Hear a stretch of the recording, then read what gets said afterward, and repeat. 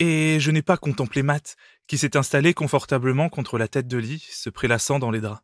Je n'ai pas non plus contemplé Siona, tresser ses longs cheveux noirs et enfiler son armure de cuir, ses muscles fléchissant sous sa peau sombre. Ni Bethany, se pomponner et se maquiller dans le grand miroir fixé au mur. Je n'ai vraiment pas contemplé Layla, parce qu'elle m'aurait poignardé, et que je ne m'en serais pas rendu compte avant qu'elle ne se soit enfuie, et qu'elle soit déjà à des lieues d'ici. Et je n'ai pas contemplé Ryan, parce que, malgré les muscles... Bon, d'accord, j'ai contemplé les muscles, de qui je me moque. Ses avant-bras étaient ciselés, et ses abdominaux étaient des œuvres d'art. Bien sûr que j'ai regardé, qui ne l'aurait pas fait?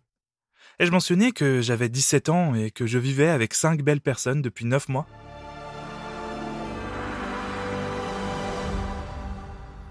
Bonjour à toi, passionné de lecture. Moi, c'est Jonathan, hôte de ce podcast où je donne mon avis sur mes lectures.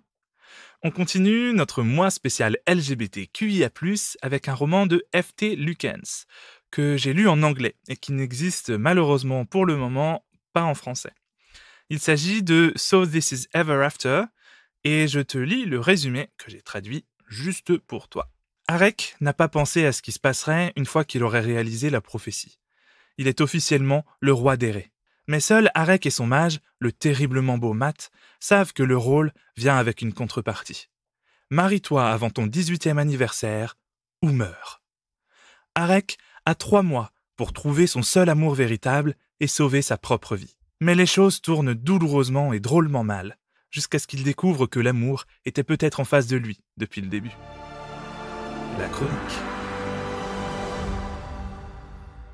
Dès que j'ai lu ce résumé, j'ai tout de suite voulu lire le roman. Bon, non, je crois que j'ai d'abord vu la magnifique couverture, mais le résumé m'a clairement convaincu. Surtout que j'ai un projet d'écriture aux bases très similaires, même si ça n'aura évidemment rien à voir. Bref, une petite commande plus tard, je commence ma lecture avant de devoir la suspendre à cause de mon éternelle panne de lecture. C'est 1 an plus tard, en avril 2024, que je me décide enfin à reprendre l'histoire depuis le début et à enfin terminer ce roman. J'ai tout de suite adoré le concept et le postulat de base. Ici, on ne va pas nous montrer le sorcier qui vient chercher des ados ordinaires pour leur annoncer qu'ils doivent sauver le monde. Non, en réalité, on se retrouve 9 mois après ça, au moment même où Arek, l'élu et le personnage principal, décapite le grand méchant, dans une scène à la fois gore et hilarante, se moquant très clairement des récits classiques de fantasy. J'ai trouvé ça tout simplement génial.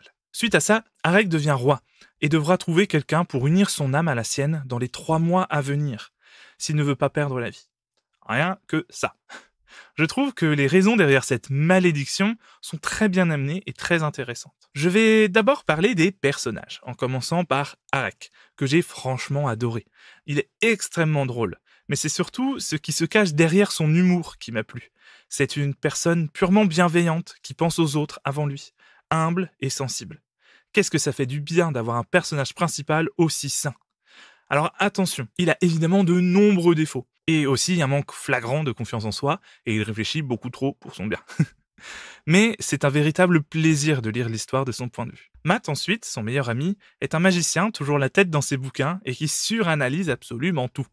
Il a aussi un caractère plutôt taciturne et pas mal rancunier.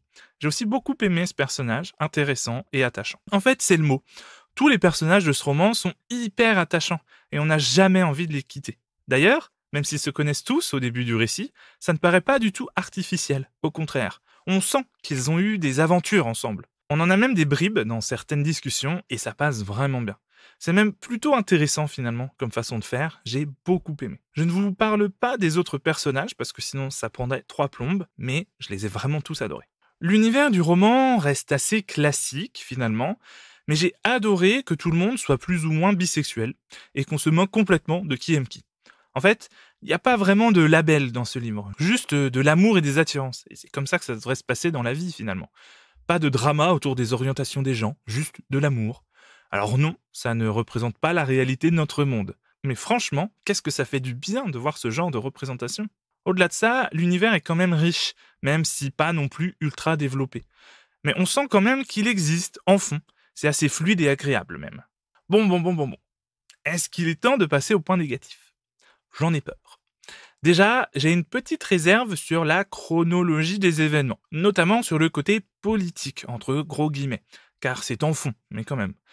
Plusieurs choses ne m'ont pas tellement paru cohérentes, même si ce n'est pas si grave que ça de mon point de vue. Ça m'a quand même fait tilter et un peu sorti de l'histoire. Alors, j'ai sincèrement aimé l'histoire, même si elle est finalement très classique en soi. En gros, c'est le scénario d'une comédie romantique d'un téléfilm de l'après-midi, mais à la sauce fantasy et queer. Rien de mal à ça, mais avec un pitch de base aussi original et des personnages aussi géniaux, je trouve ça un peu dommage en fait. Et surtout, ce fameux trope de la mauvaise communication que l'on voit absolument partout et que je ne supporte plus du tout. Alors, pour ce roman en particulier, j'avoue que je suis indulgent, parce que c'est bien écrit, et qu'on a quand même de vraies bonnes raisons pour ne pas se dire les choses. C'est vrai. Mais, plus le récit avance, et moins ça fait de sens, je trouve. Surtout qu'à la toute fin, quand les sentiments se dénouent, j'avoue que ça m'a passablement énervé. Parce que j'étais un peu en mode tout ça pour ça. Alors attention, j'ai quand même aimé la fin, même si elle reste cucu et cliché, hein. J'ai quand même pris du plaisir et l'émotion était bel et bien là. Bref, pour conclure, je dirais que j'ai globalement aimé ce roman. Mais avec un pitch de base aussi original, je m'attendais à quelque chose qui casse les codes jusqu'au bout, ce qui n'a pas été fait. Ça reste très classique. Alors, c'est pas grave en soi. On n'a pas forcément besoin de casser les codes, bien sûr, hein. On n'a pas besoin de réinventer le genre, de réinventer les choses. Mais c'est à ça que je m'attendais. C'est pour ça que je suis déçu sur ce point-là. Cependant, le roman est bien écrit, et ça fait du bien de lire une petite rom-com fantasy et queer avec des personnages en 3 dimensions et extrêmement attachants. Parfois, c'est de ça qu'on a besoin et pas de plus.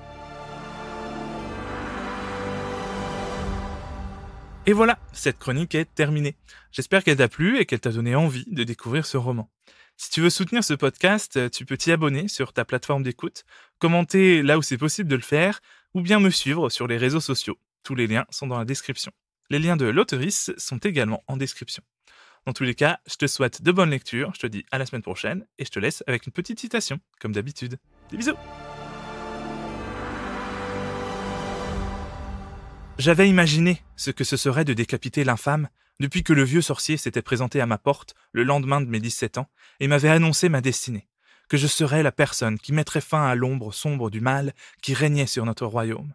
Bon, d'accord, pas à cette seconde précise, car qui croirait un étranger ivre coiffé d'un chapeau tordu et promenant un bâton qui fredonne? Personne. Voilà qui est dit. Du moins, vous ne devriez pas, ce n'est pas sûr.